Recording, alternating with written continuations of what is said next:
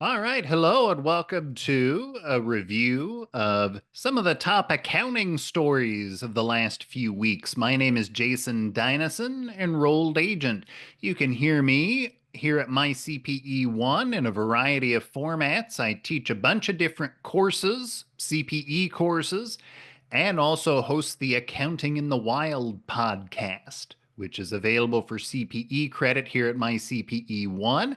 And you can also find it on all the different podcast platforms and such. So let's get started with this review of some recent accounting stories. And we'll start by sharing the screen and getting some articles pulled up.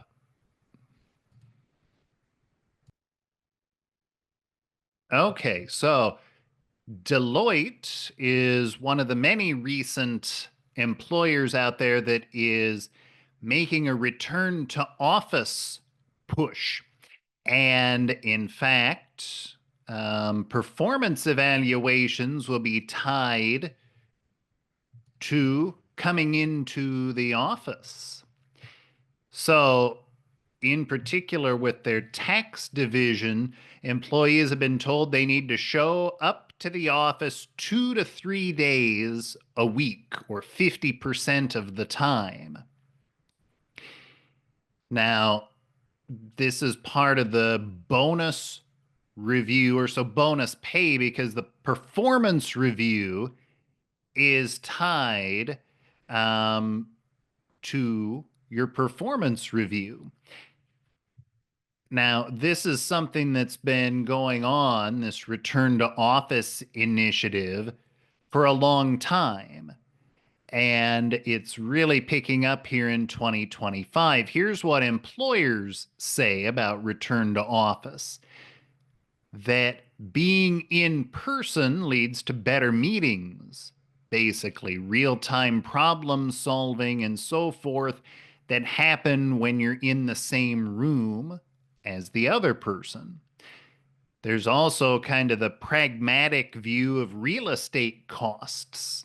So these companies have real estate that they're locked into on leases that may last for several years. And if those buildings sit empty, it doesn't matter. They still have to pay on the lease. And so that's part of why, if you've got the space, you want to be using it. And then company culture, which kind of goes along with the in-person magic point, that that kind of real-time collaboration face to face with other people is something that can't be replicated potentially on Zoom. Of course, employees are not always happy about this, because working from home or working remotely cuts out commute time, gives you more time for other things besides work. And as one employee put it, it's going to be harder to juggle everything now. And so flexibility and so forth are important, basically perks of the job for a lot of employees. So it'll be interesting to see, for all of these companies that are going to return to office, how will that hurt them, or will it hurt them in the marketplace getting employees? Deloitte is not the only big accounting firm doing this, and there's several other big companies in the finance world that have done this. PwC UK employees are expected to be in the office 60% of the time, and a tracking system is in place to make sure that that's adhered to. EY fired employees last year for skipping mandatory in-person training during its learning week. And then in the finance world, JP Morgan Chase and Goldman Sachs are requiring 5 days a week in the office. So, as said, this is going to be interesting to watch it play out, and how these companies will be affected, if at all. Then we have BlackRock entering into a deal involving the Panama Canal.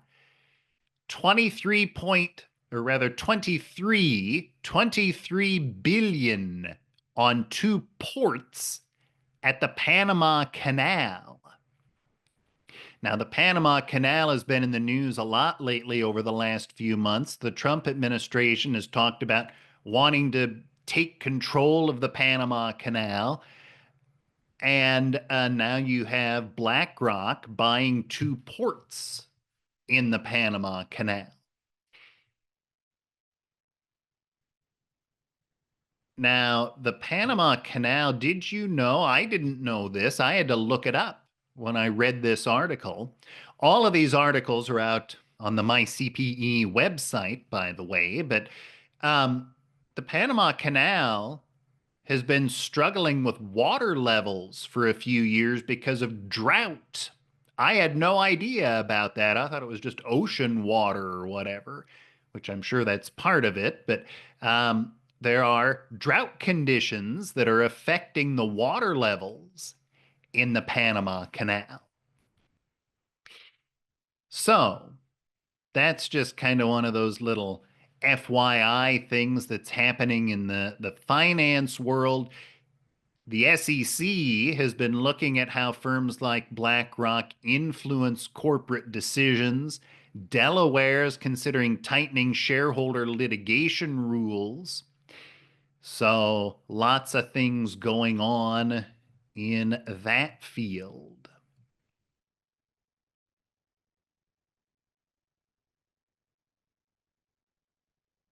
Artificial intelligence. I think pretty much all of us are at least aware of AI and what it can potentially do to the tax and accounting field. Depending on where you stand on AI, I mean, you could see opportunity, you could see threat, or maybe you see both.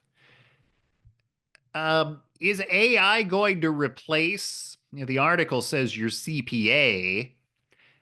I'm an enrolled agent, so whenever I see things like that, it's like add enrolled agent also, or just say tax pro. Is AI about to replace your tax pro? Well, a recent survey showed 43% of Americans would rather let AI handle their taxes than trust a CPA.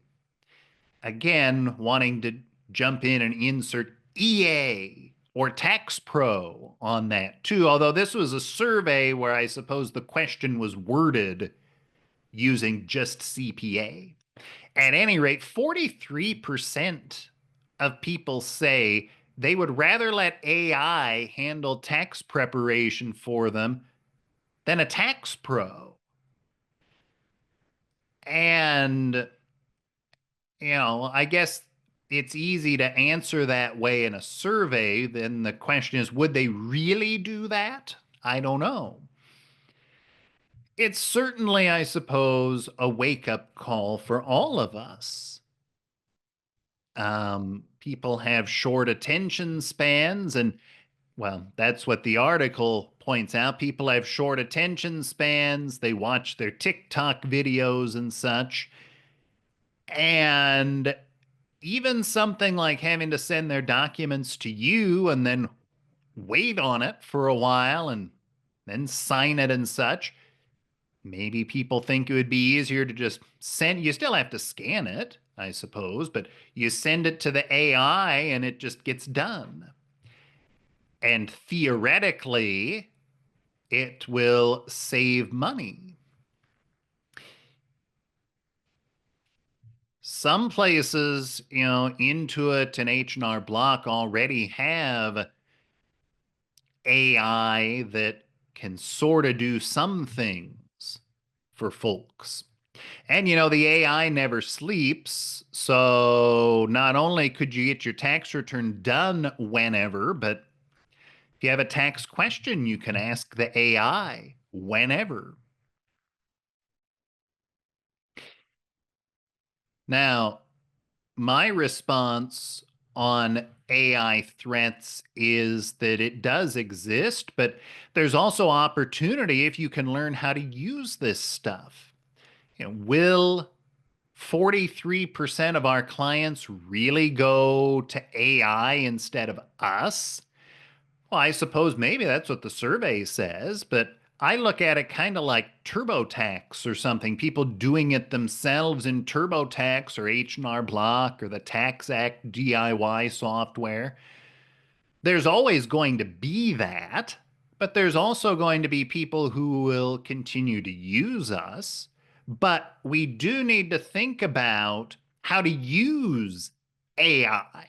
Instead of fearing the robots, let's figure out how to incorporate them into our business. Of course, that's easier said than done.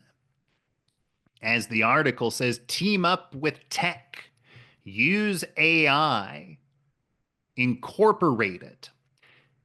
But even though AI is good, it is good.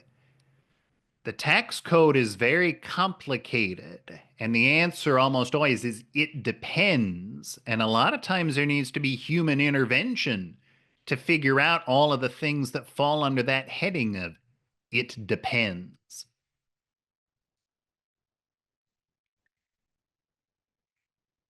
All right, private equity. We've heard a lot about that recently too. Here's a new acronym for you. As the article says, VUCA, volatile, uncertain, complex, and ambiguous. But now there's a new operating acronym, BANI, brittle, anxious, nonlinear, and incomprehensible. So brittle meaning rapid change. Things are changing faster than they used to, which creates anxiety and uncertainty. It's nonlinear, meaning that things are difficult to predict, which gets into incomprehensible as well. Anytime you're trying to make predictions nowadays, things are different now than it used to be. And so, whatever subject you're talking about, just because something happened a certain way at some time in the past, doesn't mean that that's necessarily what you can rely on in the future as far as trying to figure out what might happen. Client expectations are changing along with this changing world. A lot of people no longer want just simple tax preparation. They want more proactive planning, businesses in particular, but individuals do too. And it seems like, according to a Thomson Reuters study from a few years ago, people like it if you use things like artificial intelligence in your practice. Private equity continues to grow. More than $3 billion in private equity deals were finalized in 2022. And of course, there's been a lot more since then.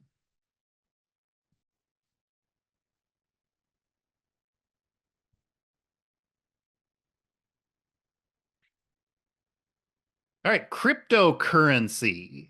So President Trump has announced that he wants to create a strategic reserve that will hold various types of cryptocurrency. Bitcoin on this news crossed $94,000. It has since fallen.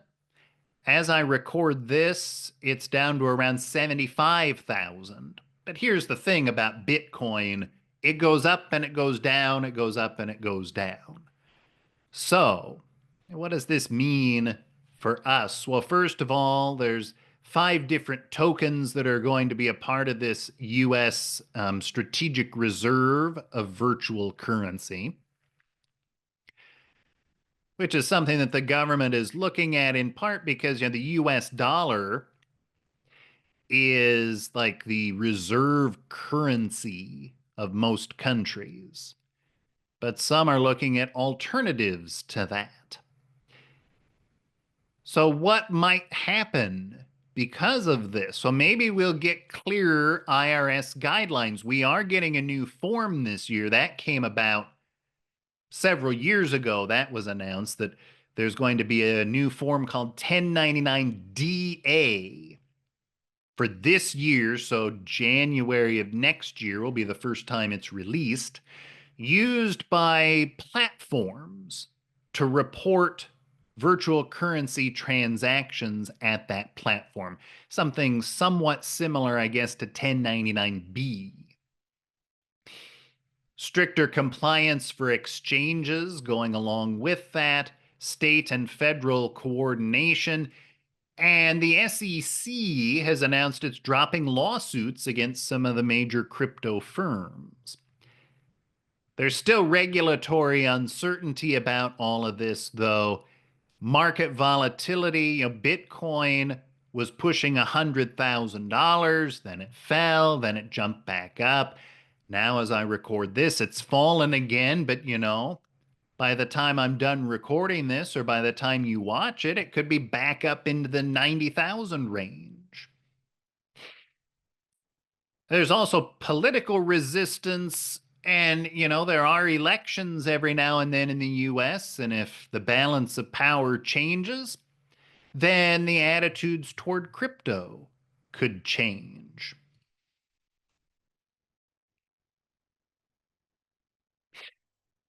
And then just a few recent IRS updates that have been released somewhat recently. The IRS announced this is a pretty significant thing, a major upgrade to the online account system where forms like the W-2 will be available much more quickly. In fact, I saw an article recently that said end of March is the IRS's goal to make W-2s available. The 1095-A as well. You know how many times I've dealt with e-filing someone's tax return and it rejects because there was no Form 8962? And then you talk to the client and they're like, oh, yeah, I did have ACA health insurance, even though that's on the checklist that I give them. They don't think about that. And then they have to try finding the 1095-A. You will be able to get that online now. And also a variety of other things in the online account, receiving and viewing a whole bunch of IRS electronic notices, setting up payment plans more easily, etc., etc. The IRS also recently published its Dirty Dozen list of tax scams. And, the one that I want to highlight, I guess it won't let me highlight, but that the last one in that chart, spear phishing attacks, cyber criminals pose as new clients to steal sensitive data. I've received several emails that are pretty clear. It's still clear to see that this isn't quite right. This person isn't legitimate. So, but you got to be careful with that, with people reaching out and saying they need a new tax preparer. So that'll do it for this roundup of some recent news and information in the tax and accounting world. I'm Jason Dynison saying so long until next time.